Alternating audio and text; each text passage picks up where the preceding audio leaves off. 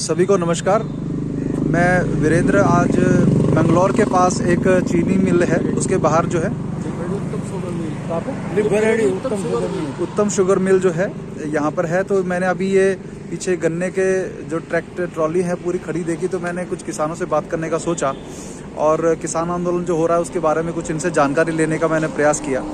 तो इन्होंने मैंने इनसे बात पूछी कि अगर ये अभी जो एक अपनी पैसे की सेफ्टी के लिए यहाँ पर ये जो है ट्रॉली लेकर जाते हैं और यहाँ पर सुबह लाइन लगा के जो है ये चीनी मिल में जो है ये ट्रॉली सप्लाई, ये गन्ना सप्लाई कर देते हैं। इनकी पेमेंट लगभग 8 से 10 महीने मतलब साल भर के अंदर अंदर इनको मिल जाती है। रोटेशन है, इनका पैसा सेफ है कि यहाँ पर देंगे तो इनको पैसा थोड़ा लेट मिलेगा लेकिन मिल जाएगा। अब मैंने इनसे यही बात पूछी कि अगर यहाँ पर ये गन्ना जो सरकारी रेट पर अभी मिल रहा है 327 रुपये का रेट है, कल को कोई प्राइवेट मंडी यहाँ पे खुल जाती है जो इनको 100 रुपये ज़्यादा देने लगे इसी गन्ने का, तो ये 2 साल 3 साल तक ज़्यादा रेट पे वो खरीदती रहे तो धीरे धीरे क्या होगा, सरकारी जो व्यवस्था है ये तहस नहस हो जाएगी और उसके बाद इन लोगों की मजबूरी हो जाएगी कि प्राइवेट वालों के हाथों में आ जाएंगे जो अपनी मनमानी से कल को जो 400 रुपये ज़्यादा दे रहे हैं वो 100 रुपये कम भी देंगे तो इनको उन्हीं को बेचना पड़ेगा। तो ये जो पूरा किसान आंदोलन जो सरकार बदनाम करने की कोशिश कर रही है कि ये गलत तरीके से चल रहा है, ये जो आपने प्राइवेट मंडी और सरकारी मंडी जो है, तो प्राइवेट मंडियों में भी जो है सरकारी एमएसपी मिनिमम समर्थन मूल्य जो है, मिनिमम सपोर्ट रेट जो है वो जो है किसानों को दिया जाए कि प्राइवेट में भी तय हो, ये नहीं कि वो अपनी मनमानी से ज़्यादा कम कर ले, तभी ये सक्सेसफुल है। नहीं तो ये क्या होगा कि जब ये प्राइवेट मंडियाँ खुल जाएंगी तो सरकारी मंडियाँ जो होंगी वो क्या करेंगी, बंद हो जाएंगी और फिर वो अपनी मनमानी करेंगे। जैसे अभी भी आपने बताया कोल्हू वाला, थोड़ा वो मुझे बताइएगा एक बार। जैसे आप कोल्हू में देने जाते हो तो वहाँ पे भी ऐसा ही कुछ होता है कि आप अपनी मनमानी का रेट वो तय कर लेते हैं? कोल्हू वाले ही रेट तय करते हैं, हमारी कोई मनमानी नहीं होती। अच्छा, ऐसा है क्या? जैसे कि उनका मन किया तो उनका मन किया वे 250 ले लें, उनका मन किया वे 300 ले लें, 200 भी ले लें। अच्छा, जैसे जैसा गन्ना ज्यादा आता रहा रेट कम होता रहा। अच्छा, तो आप लोग इसीलिए अपने गन्ने को जो है मिल में इसी जगह पहुँचाने में कि यहाँ जो रेट है वो बिल्कुल बराबर हो, फिक्स है, ना घटता ना बढ़ता। तो आपको अगर कोई मान लीजिए कोई घर में शादी आ गई, कोई इमरजेंसी आ गई तो आपको ये हेल्प करते हैं? मिल वाले से थोड़ी हेल्प वो अपना बता के प्रोग्राम और उस हिसाब से हेल्प ले सकते हैं, वो हेल्प कर दें।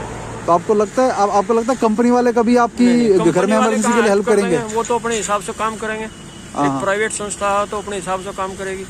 तो आप लोग मानते हैं कि ये जो कानून नए आए हैं इसमें नहीं, अब कानून नए में जो संशोधन किया या हो रहा या करेंगे वे, अब वो चीज सही है कि जो किसान को उससे फायदा हो।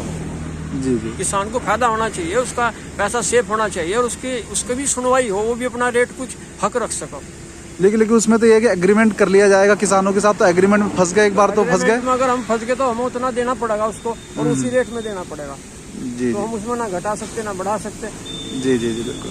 तो ये देखिए आप, ये पीछे पूरा का पूरा ये लाइन में खड़े हुए हैं, थोड़ा इंतजार करना पड़ता है लेकिन जो है ये इनकी 10 बजे इनका नंबर आएगा। तो ये जो इमरजेंसी वाली जो बात है, क्योंकि अभी हमने केस देखा था जहाँ पर पेप्सी कंपनी ने पंजाब के कुछ किसानों के साथ आलू खरीदने का एक समझौता किया हुआ था, एग्रीमेंट किया हुआ था। उस एग्रीमेंट में वो जब समर्थन मूल्य लगभग 6 रुपये किलो था तो वो उन लोगों को 8 रुपये समर्थन मूल्य था, तो किसानों ने उनको कहा कि समर्थन मूल्य 8 रुपये है, आपका एग्रीमेंट हमारे साथ 6 रुपये का है तो आप 8 रुपये में खरीदो।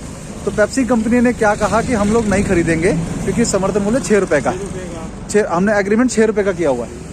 अब हुआ क्या उसके बाद कि अगले साल जो है वो समर्थन मूल्य 4 रुपये हो गया। तो अब जो इन किसानों ने उन कंपनी को कहा कि भाई अब जो है तुम 6 रुपये पे खरीद रहे हो, 4 रुपये का रेट है, 2 रुपये ज़्यादा मिल रहा है। तो कंपनी ने क्या कहा कि तुम्हारे आलू में कुछ कमी है, कमियां निकाल कर उनको कहा कि कहीं और बेच लो, हम तुमसे नहीं खरीदेंगे। तो ये जो किसान फंस जाएगा आगे चल के, क्योंकि बंधुआ मजदूरी टाइप की, एक मजदूर टाइप में एक एग्रीमेंट में फंस गया यदि, तो ये कंपनी अपनी मनमानी से, और ये लोग कहते हैं कि ये जो इस तरह के डिस्प्यूट होंगे कंपनियों के ऊपर, शिकायत जो करनी होगी वो एसडीएम के ऊपर करनी होगी। आप लोग मुझे बताइए, एसडीएम से मुलाकात किसान कितनी आसानी से कर सकता है? नहीं, एसडीएम से तो आदमी आसानी से कर सकता है मुलाकात। नहीं, लेकिन आपके यहाँ कर सकता है, लेकिन बहुत जगह हमने जो देखा है नहीं हो पाता कि एसडीएम जो है, कहते हैं एसडीएम के पास पहली शिकायत जाएगी। एसडीएम जो है वो कभी भी इतनी आसानी से हर किसान उसको अप्रोच नहीं कर सकता। अप्रोच हुई, कुछ हुआ और उसके बाद केस हुआ, उसके बाद आपके फैसला कितने साल चलेगा, तब तक बेचारा किसान क्या करेगा पता नहीं। तो तो ये जो किसानों की बात किए बिना किसानों से जिस प्रकार के फैसले सुनाए जा रहे हैं सरकार के द्वारा, ये सरकारों को पहले किसानों से बात करनी चाहिए, किसानों के किसी संगठन से बात करनी चाहिए, अपनी मनमानी थोपने का काम नहीं करना चाहिए। तो मैं आज अभी जा रहा था दिल्ली, तो मुझे लगा कि मैं किसान आंदोलन में सम्मिलित होने वाला हूँ। तो मुझे लगा कि किसानों को यहाँ बात करके ज़मीनी स्तर पे क्या किसान सोचते हैं कि इनके आपके भी साथी किसान आंदोलन में हैं। हाँ गए हुए हैं। तो इनके भी कुछ साथी हैं जो वहाँ गए हुए हैं। ज़रूरी नहीं कि सारे किसान वहाँ पहुँच जाएं, क्योंकि ये काम भी संभालना होता है। तो मेन किसान जो बात कर सकते हैं आगे, बिल्कुल गए हुए हैं। अच्छा, बहुत अच्छा है। तो ये देखिए, पूरे देश के जो किसान हैं, भले वो वहाँ हो या ना हो, लेकिन मन से जो है वो एक ही है कि किसानों का, भाई साहब ने बिल्कुल अच्छी बात कही कि भला होना चाहिए किसानों का। नहीं तो जो है ये आगे चलकर 10 साल बाद, 20 साल बाद जो लोग किसानी करना चाहते हैं ना, उन लोगों के लिए कोई विकल्प नहीं बचने वाला। बाकी जो ये गन्ना है, ये अच्छा हो मंदा हो, वो लेता है, वो घटाएगा नहीं, पैसा नहीं जी कभी भी सरकारी है वो इसको लेगा जी। ये हमारा गन्ना अच्छा मंदा कैसा भी हो उसी रेट पे लेगा। और जो प्राइवेट कंपनी है वो तो हमें कहेगी अच्छा नहीं है, इसको डाउन करके लेंगे, तो हमें परेशानी हो जाएगी। एक चीज़ जो इन्होंने कहा, और एक और चीज़ मैंने देखा भी, जो ये पूरा किसान आंदोलन बदनाम करने की जो कोशिश हो रही है, उसमें यदि कोई किसान अच्छी गाड़ी में बैठा हुआ दिख जाता है तो ये लोग उसका मजाक उड़ाने लगते हैं कि देखो किसान है और बड़ी गाड़ी में घूम रहा है। तो मैं ये कहता हूँ कि जो शहर के लोगों की एक मानसिकता हो गई कि किसान होना चाहिए तो गरीब ही होना चाहिए, वो बैलगाड़ी पे ही चलना चाहिए, उसके पास गाड़ी नहीं होनी चाहिए। ये जिस प्रकार से ये घटिया तरीके की, अगर खेती में कमाई अच्छी हो रही है, उससे अच्छी गाड़ी खरीद रहा है, तो क्या दिक्कत है लोगों को? बिल्कुल। तो लोगों ने जो ये बुरा जो एक बर्ताव करना शुरू किया, किसान का खाते किसान का है, लेकिन किसान के को थोड़ा बहुत भी अमीर देख लें, थोड़ा बहुत भी पैसे वाला देख लें, तो इनसे बर्दाश्त नहीं होता। ये मानसिकता शहर वालों को बदली करनी पड़ेगी। जो शहर वाले में तो गाड़ी में बैठे, इसी में बैठे, उनको जाड्डे का पता ही नहीं। जो आदमी 4 बजे यहाँ खड़ा आ रहा है, उसको जाड्डे का पता, भाई जाड्डा कैसा होता है, जी, कितनी ठंड होती है और वो कितनी मेहनत से कमा रहा है। बिल्कुल।